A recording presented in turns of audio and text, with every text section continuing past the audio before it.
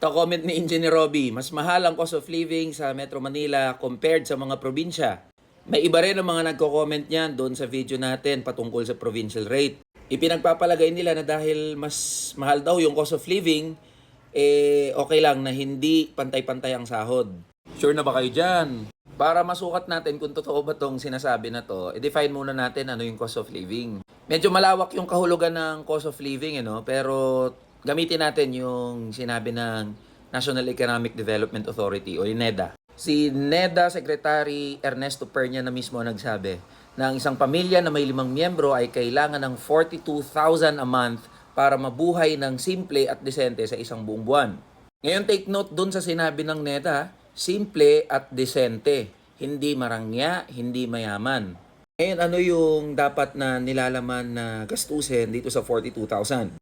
Siyempre, unang-una dyan, dapat daw ang isang pamilya na may 5 miyembro ay nakakakain ng maayos sa isang buong araw. At pangalawa, yung pamilya ay may kakayanan na makabayad ng renta at utility sa bahay. Ngayon, focus tayo doon, no? Pagkain, renta at utility sa bahay. Tignan natin kung mas mahal nga talaga sa mga probinsya kaysa sa Metro Manila.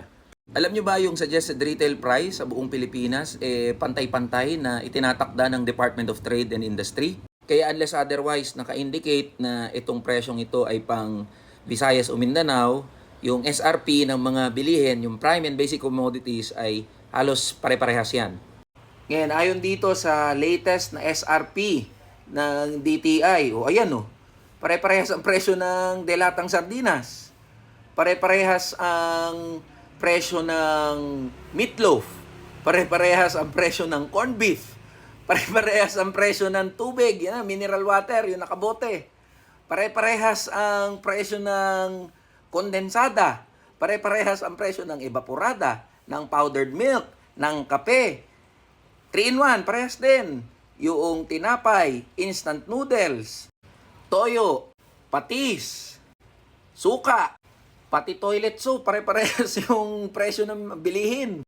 Pati presyo ng iodized salt, halos pare-parehas ang presyo, Luzon, Visayas at Mindanao. Basic and prime commodities pa lang yan. Hindi pa kasama dyan yung presyo ng kuryente tsaka ng gas at petrolyo.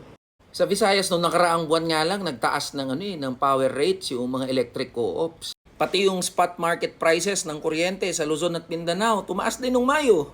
Yung presyo ng gas at petrolyo, di ba nga may mga pagkakataon na mas mahal pa yung presyo sa probinsya? Yung LPG, magkakaparehas din naman yung presyo ng Luzon, Visayas at Mindanao, di ba? Ayan yung sinasabi natin, kung pare-parehas naman yung presyo ng mga pangunahing bilihin, pati na yung mga utilities sa buong bansa, mapa-Luzon, Visayas o Mindanao, bakit magkakaiba ang sahod ng mga manggagawa?